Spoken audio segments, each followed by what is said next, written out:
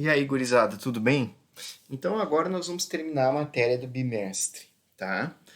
Um pouquinho atrasados, é verdade, mas eu também vou dar tempo para vocês fazerem o trabalho. Vamos na calma para que vocês não precisem fazer nada atropelado, certo? Nesse bimestre, eu basicamente trabalhei com o conceito de decolonialidade, né? De pensamento decolonial, teoria decolonial, que vem numa toada do período pós-colonial. E para falar de decolonialidade, a gente tem que discutir a questão de raça como uma categoria da modernidade criada pelo colonialismo europeu, certo?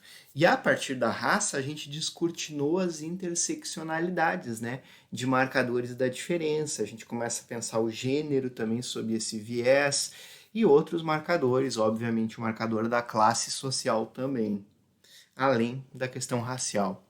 E aí agora eu vou complexificar um pouquinho essa discussão, trazendo alguns outros conceitos para fazer um fechamento deste terceiro bimestre, ok? Então, eu nomeei esse slide de colonialidade, subalternidade e necropolítica. E aí, porque essas são algumas das noções que eu vou permear agora. O que acontece, né, gente? Existe um filósofo, pensador, historiador, chamado Michel Foucault, que ele traz o conceito de biopolítica como uma espécie de construção do poder na modernidade, né? Quando a era medieval, lá dos absolutismos e daquele período onde o soberano tinha poder de vida e de morte sobre os seus súditos, começou a se transformar com as revoluções burguesas e com o surgimento dos estados nacionais modernos, o poder do Estado ele começou a ganhar uma outra forma, que não era mais esse poder soberano, que é o que Foucault chama, né? Que é o poder de vida e morte do rei. Ele passou a ser um poder de gestão.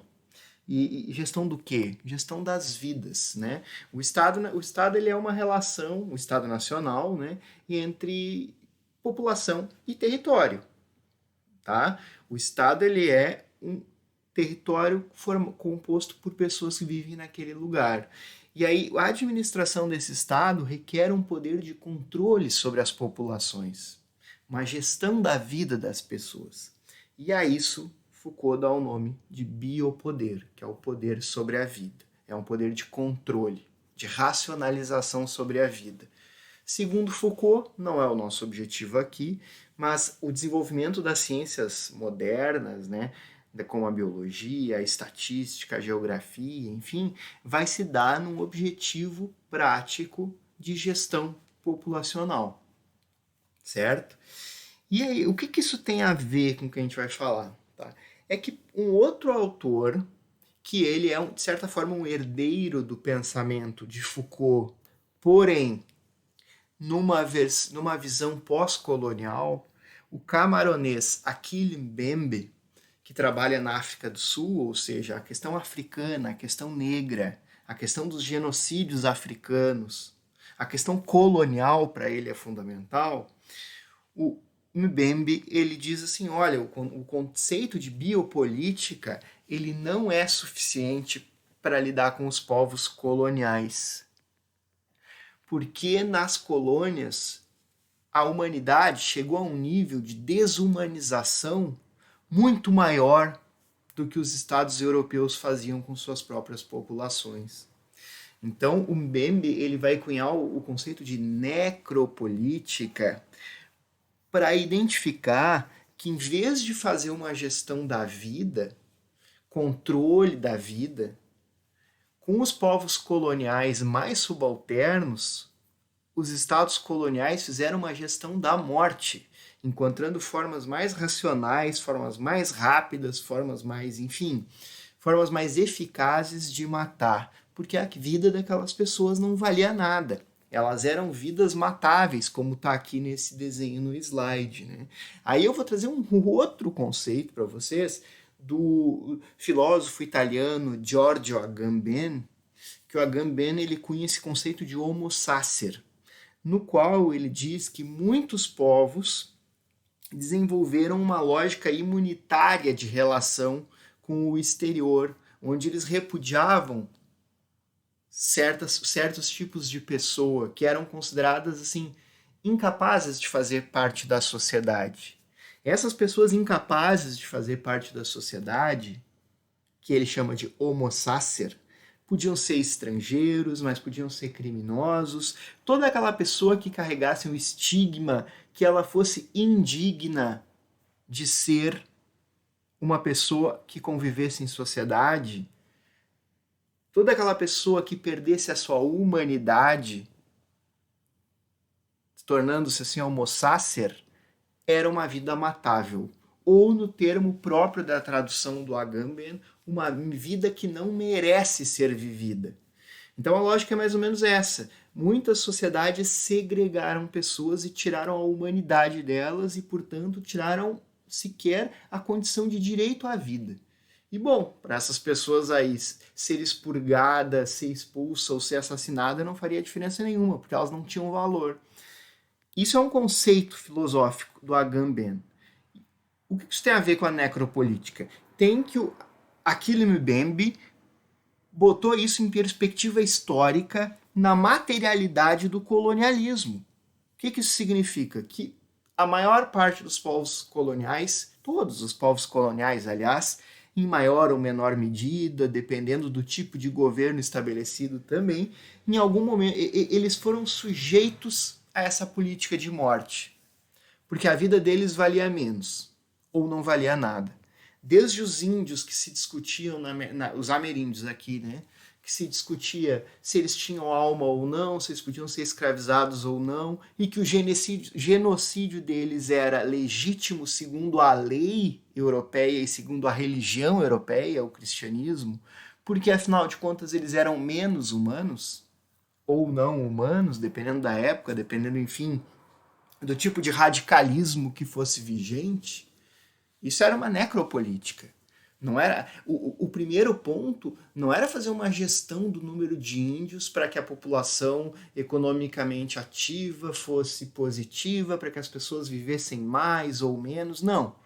O primeiro ponto, o ponto de partida do colonialismo em relação aos povos ameríndios foi o extermínio. Isso é necropolítica. É pensar nas melhores formas de matar, de exterminar. Isso se prolonga, por exemplo, na América Latina com a escravidão negra, né? Então nós estamos falando aí de séculos onde os corpos dos escravos, os escravos eles eram mortos assim. O tipo de gestão que se fazia do corpo deles era do trabalho até a exaustão. Não havia uma dignidade, um valor naquela vida, naquele corpo. Não, o que se fazia era racionalizar o trabalho daqueles corpos à exaustão. O valor estava no quanto eles poderiam trabalhar até morrer. E qualquer questionamento, qualquer conduta de resistência, qualquer disfuncionalidade que o corpo negro escravizado apresentasse era a morte. E aí eu estou falando de um processo tremendamente horrível, porque não era só morte, né? A gente está falando da escravidão, um processo que envolvia tortura, que envolvia práticas muito perversas, que não eram só matar, que eram pior do que isso. E isso se dava já desde o tráfico, né, negreiro, né, desde os navios, com um percentual altíssimo de pessoas que morriam nas viagens. Isso se dava na chegada no Brasil, enfim, isso se dava no trabalho e se dava, enfim, né, na realidade colonial, que era da produção, onde esses corpos eles eram colocados para trabalhar num regime de exaustão tremenda até a morte. Um outro exemplo, só para a gente entender o conceito de necropolítica melhor, que o próprio Agamben ele vai dizer, é que o Holocausto ele é talvez o exemplo mais conhecido de racionalização da morte. Aí vocês vão dizer, tá, mas o Holocausto basicamente as vítimas eram judeus, homossexuais, ciganos, mas aí a gente tem que olhar a lógica do nazismo como uma lógica de colonialismo radical. Dentro do racismo nazista, Mesmo povos que hoje a gente chama de brancos eram considerados racialmente inferiores e indignos de viver.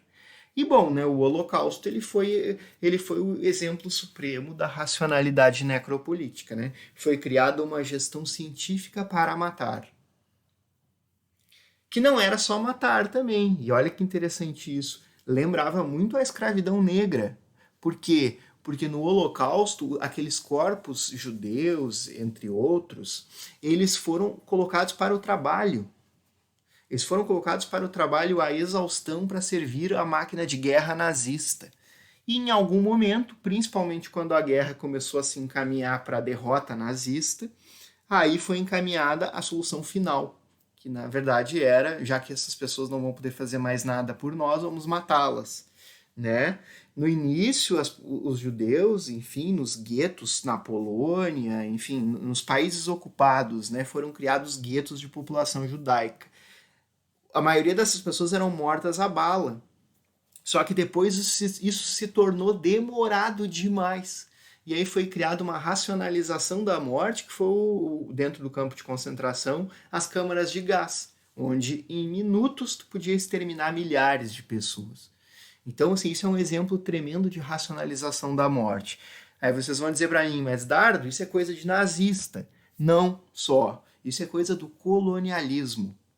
Porque se vocês observarem, na mesma época do nazismo, ou um pouco antes, genocídios coloniais foram perpetrados na África, foram perpetrados na Índia, entre outros lugares. E eu não estou falando de 1600, 1700, eu estou falando do século XX, 1900 e pouco. As mortes coloniais, elas se davam, aliás, as mortes não, os genocídios coloniais se deram em todo o mundo. Eu trago aqui a questão indígena e a questão negra para traçar para vocês o histórico da América Latina, que é a nossa realidade. E é um histórico de longa duração, né? Porque o colonialismo na América Latina, ele se inicia no final do século XV e ele vai ter esse impacto racial nos séculos seguintes. Como diria o Aníbal Quijano, falando de colonialidade do poder e do saber, primeiro a justificativa ela tinha muito a ver com a questão religiosa e bíblica, que era o fato de que os outros povos eram gentios. Gentios significa infiéis, significa bárbaros, aquele que não tem a religião verdadeira. Logo, ou eles precisam ser salvos, ou eles, ou eles, não têm, eles têm a possibilidade de expiar as suas falhas e serem salvos, ou eles nem isso merecem, eles têm que ser mortos, porque eles valem menos. Só que num segundo tempo, a raça como uma categoria da modernidade se constituiu um conceito científico. Eu já falei isso para vocês em outras aulas. Já pós-iluminismo, já na época das revoluções burguesas, passando pelo século XIX até o século XX, a raça se converteu em um conceito que hierarquizou os povos de acordo com características fenotípicas entre os melhores e os piores, os mais dignos e os mais indignos, os mais civilizados e os mais bárbaros. E aí não com um argumento moral de salvação da alma, não, como um conceito científico. Como se existisse dentro da humanidade as raças superiores e as inferiores. E quem é superior, logicamente, tem mais direitos e poder, e isso seria natural do que os inferiores. Então, assim, ó, o colonialismo ele criou essa realidade perversa, extremamente perversa, que de alguma forma não, em larga medida persiste até hoje. E aí é o que o Aníbal Quijano ele traz como conceito de colonialidade, né? A colonialidade ela é a condição mental do colonialismo que persiste nas relações sociais até hoje. A colonialidade do poder, quando a gente observa que as populações brancas elas detêm maior poder político e econômico, e toda a nossa cultura ela é permeada por um eurocentrismo tremendo, que desvaloriza tudo que vem dos povos colonizados ou dos povos coloniais. E a colonialidade do saber, que basicamente é a mesma coisa, mostrando que o conhecimento de origem branca europeia seria o conhecimento verdadeiro, né? E os valores, crenças, conhecimentos, saberes, enfim, com origem nos povos coloniais, eles foram sendo apagados, inviabilizados, considerados crendice, considerados coisa menor, ou mesmo, por muito tempo, proibidos. Não só marginalizados, mas criminalizados. Como, por exemplo, a gente pode dizer aqui no Brasil, a perseguição histórica das religiões de matriz afro-brasileira pelo cristianismo oficial, que já foi oficial do Estado, né? E hoje, mesmo não sendo religião oficial do Estado, ainda é uma religião hegemônica em termos de poder, certo? E aí, deixa eu ver uma coisa. Ah, tá. E o outro conceito que eu queria falar para vocês, que era o de subalternidade, é para a gente entender nessa lógica, tá? Das interseccionalidades, para a gente entender que as pessoas, os sujeitos, eles são caracterizados por muitos marcadores, né? E existe uma diferença entre tu ser ou tu fazer parte de um processo hegemônico em relação a tu ser ou fazer parte de um processo subalterno. Então, assim, ó, claro que a gente tem que ver cada ser humano, cada sujeito ou cada grupo em toda a complexidade que ele é composto. Mas a gente sabe que numa relação, por exemplo, de gênero, há uma relação de hegemonia masculina em relação às mulheres, e as mulheres ocupam uma posição de subalternidade nas relações de gênero. E isso se materializa em muita coisa, em violência contra a mulher, em menores salários, em todo um histórico de opressão em todos os níveis, desde o controle reprodutivo até o controle moral e por aí vai. Mas se a gente for olhar o gênero além, a gente pode pensar que além das categorias homem e mulher, existe a questão de sexualidade e de cis e transgeneridade. Aí vocês param para pensar comigo, a posição social subalterna que ocupa uma mulher trans, por exemplo, ela não é reconhecida, via de regra, como sendo legítima no seu corpo, na sua sexualidade, na sua identidade. Ela é considerada muitas vezes, por muitas pessoas, uma aberração, uma ameaça. E isso se materializa no fato de que a população trans, e particularmente as mulheres trans, é uma população tremendamente vulnerável, vítima de violência e tem a menor expectativa de vida no Brasil. A expectativa de vida de uma pessoa trans, de uma mulher trans, não chega a 40 anos. Não chega a 40 anos. E nós estamos falando de um país cuja expectativa de vida geral está na faixa dos 70 anos, 72, 74. Não sei, não me lembro ao certo, eu acho que teve uma redução agora no governo Bolsonaro. Aí vocês vão dizer, tá, professor, mas isso não pode ser por acaso? Não, porque as mulheres trans são assassinadas numa proporção muito além do que ocorre com outros grupos na sociedade brasileira, no mundo todo, mas eu me refiro ao Brasil, que é o país que mais mata pessoas trans no mundo. Isso é subalternidade. A subalternidade é estar numa posição inferior na hierarquia e ser considerado menos humano, ser considerável indigno e, no limite, ser considerável matável, ou seja, ser alvo de uma necropolítica. Quem é alvo de uma necropolítica? Os subalternos.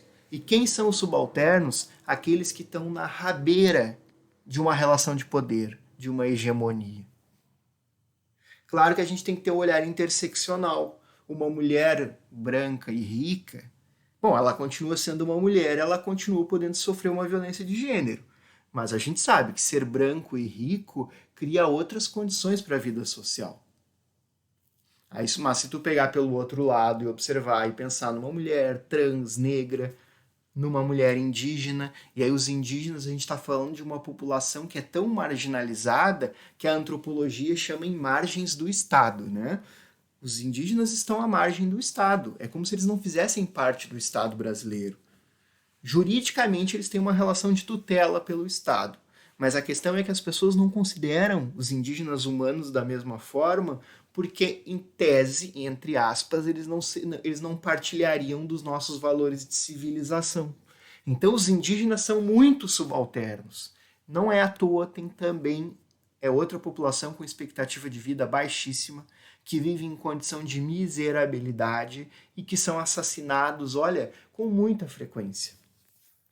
Botem aí genocídio indígena, assassinato de indígenas no YouTube e vocês vão achar, assim, ó, é uma coisa que parece que é da época da colonização, mas não. Acontece até hoje. Vocês viram no filme que eu trouxe, o Guerras do Brasil, o final ali contava Claro que a narrativa de televisão, né? A disputa entre indígenas e fazendeiros. Não é disputa, é um massacre. Fazendeiros armados até os dentes com poder político e econômico contra indígenas. E aí que tá, a morte, o assassinato de indígenas não é nem divulgado. É algo invisível. É uma marginalização. O que é marginalizado não aparece, está à margem. Quando a gente está dentro de uma posição de poder ou de uma hegemonia, a gente percebe o que está acontecendo ali, não o que está à margem. Essa é a relação entre marginalização e subalternização. E aí, assim, quem mais? Ora, gente, então eu estou pensando em todos os desviantes, todas aquelas pessoas ou grupos que carregam um grande estigma, como pessoas com algum tipo de incapacidade física ou mental. Tem os fatores estruturais, como raça, gênero, classe. E aí, se a gente for pegar de novo a questão racial, é um argumento até batido que eu vou trazer, né? Mas o quanto os povos negros, até hoje, seguem sendo marginalizados e alvo de violências. Bom, os homens negros são as pessoas mais assassinadas no Brasil, numa proporção muito superior a homens brancos, por exemplo, ou a mulheres brancas. E por que será? O senso comum ou a mídia burguesa liberal vai dizer que, porque, enfim, que os negros cometem mais crimes, mas isso é falso. Porque a própria percepção do que é crime e de quem deve ser punido, ela é enviesada pela raça. É aquela velha história que eu já falei para vocês, né? De que um jovem branco universitário que vende drogas, ele aparece na matéria como um estudante que foi detido, sei lá, portando substâncias entorpecentes. O negro é traficante. Não importa que ele tenha 14 anos. E pelo senso comum radical, pelo senso comum direitista, pelo senso comum conservador, ele deve ser morto. Ele deve ser afastado da vida em sociedade. Ele tem que ir para a cadeia. Porque ele não tem correção, porque ele é um bandido. Essa é a percepção hegemônica desde um olhar colonial. Se você, meu aluno ou aluna, tem essa percepção de que os subalternos eles devem ser excluídos porque eles são criminosos, porque eles são aberrações, porque o negro é criminoso, ou porque a pessoa trans é uma aberração, ou porque, sei lá, a mulher tem que ficar na cozinha. Se você pensa assim, tu está pensando desde um olhar colonial, desde uma hegemonia que produz e reproduz violências. Logo, se tu pensa assim, tu está produzindo e reproduzindo violências. Tu está sendo violento. Então essa é a oportunidade de tu repensar as tuas próprias violências. E exercer um pensamento solidário, quebrar com as hierarquias, deixar de ser violento. Essa é a oportunidade. Presta atenção. A gente tem uma grande narrativa hoje, que ela é hegemônica no capitalismo mundial, que é o liberalismo, que já teve seus méritos filosóficos muito consideráveis, no sentido de que defendeu a igualdade, a liberdade dos seres humanos e a igualdade jurídica. Mas o liberalismo hoje ele cumpre um grande desserviço conservador, que é o tentar mostrar que todos são iguais em contextos onde existem grandes injustiças e violências.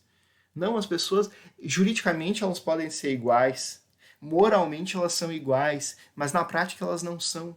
Na prática a gente vive num mundo permeado por hierarquias onde algumas pessoas são consideradas indignas, ou não têm acesso à água, não têm acesso à moradia, não têm acesso a emprego. São consideradas sexualmente aberrações, desviantes, erradas, criminosas. Ou seja, é falsa a narrativa de que todo mundo é igual, todo mundo partilha dos mesmos direitos, deveres e responsabilidades. Deveria ser assim, mas não é. Tá? Então, para encerrar essa aula onde eu falei para vocês sobre colonialidade, necropolítica, subalternidade, eu quero dizer para vocês que toda pessoa ou grupo social ou população que ocupa uma posição de poder subalterna, marginal, num contexto social mais amplo, ela está muito mais sujeita a perder a sua humanidade, a ser morta, a ser violentada. Ela está sujeita a sofrer as violências coloniais, tá? Claro que em outros tempos da história havia outros tipos de hierarquia também, mas eu estou falando do colonialismo, né? Que é basicamente a grande narrativa de poder que é vigente nos últimos séculos. Colonialismo, que é composto por um modo de produção capitalista, que ele tem na raça uma grande categoria de diferenciação, além de todos esses aspectos de subalternidade que eu trouxe para vocês. Então eu repito mais uma vez, meu amigo, minha aluna, meu aluno, se tu compactua com grandes hegemonias de poder e odeia, despreza, bota a culpa nos subalternos, nos que estão fudidos, que essa é a verdade, tu está executando uma violência colonial. Claro, tu pode mudar de ideia, e é ótimo, né? A ideia de um cidadão comum, ela não tem o mesmo peso que a máquina de guerra do Estado, por exemplo, que a polícia, que o judiciário. Obviamente, a gente está falando de instâncias com poderes diferentes, mas a gente pode tentar quebrar com isso no pensamento, na educação, na formação das gerações futuras, mesmo num contexto tão desfavorável como o Brasil atual. E para encerrar, eu digo para vocês que o governo Bolsonaro nada mais é do que uma radicalização política do olhar colonial. O Estado brasileiro agora está numa guinada de aumento da violência colonial. Não que o Estado por si só ele já não seja uma estrutura colonial, mas eu não vou entrar nessa discussão aí. O fato é que o governo Bolsonaro, ideologicamente, ele busca uma radicalização das políticas coloniais. Em todos esses matizes que eu trouxe para vocês de subalternidade. Tá bem, gurizada? Então é isso. Com essa aula a gente encerra o terceiro bimestre. Fiquem bem e pensem aí. Pensem bastante nas minhas palavras, tá? Beijão.